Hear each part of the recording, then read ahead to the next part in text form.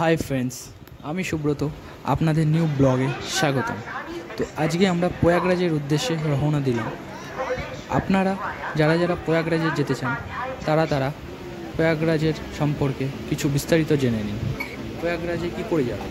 আপনি হাওড়া থেকে প্রয়াগরাজের উদ্দেশ্যে রওনা দিন।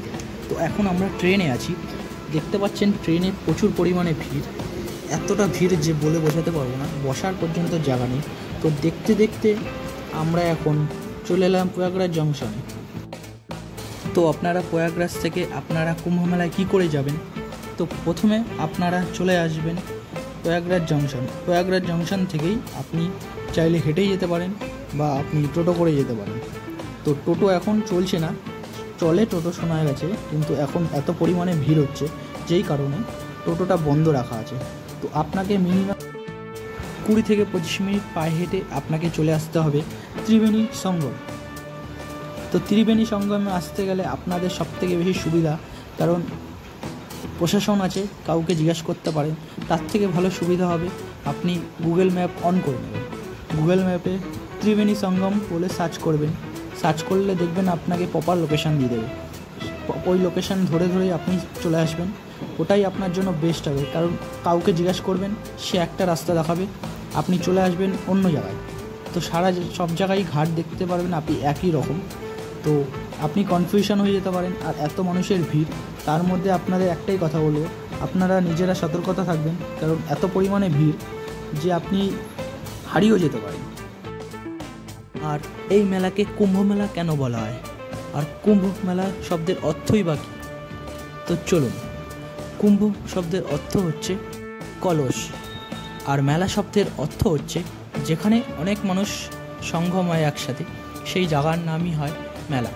তো আপনারা বুঝতে পেরেছেন কেন কুম্ভ মেলা বলা হয়। তো জানা যায় প্রাচীনকালে যখন সমুদ্র মন্থন হয় দেবতারা আর অসুরদের মিলে, কারণ সমুদ্র মন্থন হয়েছিল দেবতা আর অসুরদের অমৃত লাভের কারণে, যে কে অমৃত পান করে অমরত্ব লাভ করবে। তো সেই সময় যখন সমুদ্র মন্থন হয়, সেই সমুদ্র মন্থন থেকে কিছু জিনিস উৎপত্তিত হয়। তো সেই উৎপত্তিতর মধ্যে একটি জিনিস হচ্ছে অমৃত কলসি।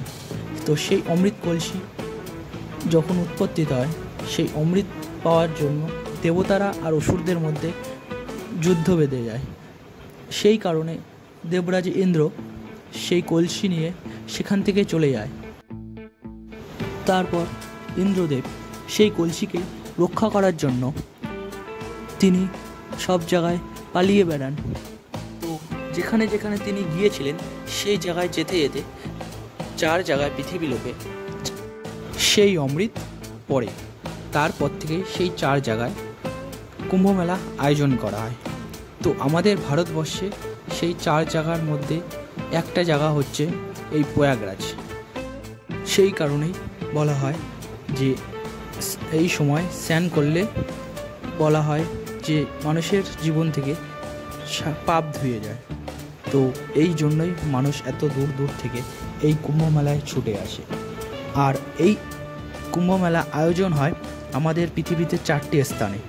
তো সের মধ্যে থেকে একটা স্থান হলো আমাদের প্রয়াগরাজ, 2 নম্বর হলো হরিদ্বার, 3 নম্বর হলো উজ্জয়ন, আর 4 নম্বর হলো নাসিক। তো এই 4 জায়গায় আমাদের কুম্ভ মেলা আয়োজন করা হয়। তো এই হচ্ছে কুম্ভ মেলার আসল কাহিনী। তো আপনারা এই ভিডিওটা দেখতে থাকুন। তো আমরা দেখতে দেখতে কুম্ভ মেলার ভিতরে পৌঁছে গেছি। তো আমরা এখন পুল পার করছি। এই পুলগুলোর ভিতরে পুরো জল থাকে। তো এখন এগুলো পুরো শুকনো হয়ে গেছে, কারণ বাদ দিয়ে জল আটকানো আছে, কারণ এই সময়টাই এই জলগুলো এখানে থাকে না। আবার শেষ হয়ে গেলে মেলা শেষের পরে এখানে জল আবার ভরে যায়। তো আমরা চলে আসছি ত্রিবেণী সঙ্গমের দিকে। এই যে দেখতে দেখতে দেখুন আমরা চলে এলাম ত্রিবেণী সঙ্গম।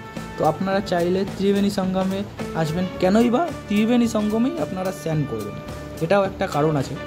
তো চলুন আপনাদের বলে দিই ত্রিবেণী সঙ্গমে কেন স্নান করবেন। এখানে 3টে নদী এসে মিলিত হয়। এক হচ্ছে গঙ্গা, যমুনা আর হচ্ছে সরস্বতী। এই 3টে নদী মিলনস্থলকেই বলা হয় ত্রিবেণী সঙ্গম। তো যারা যারা ভিডিওটা দেখলেন, এতক্ষণ ওয়াচ করলেন, সবাইকে ধন্যবাদ।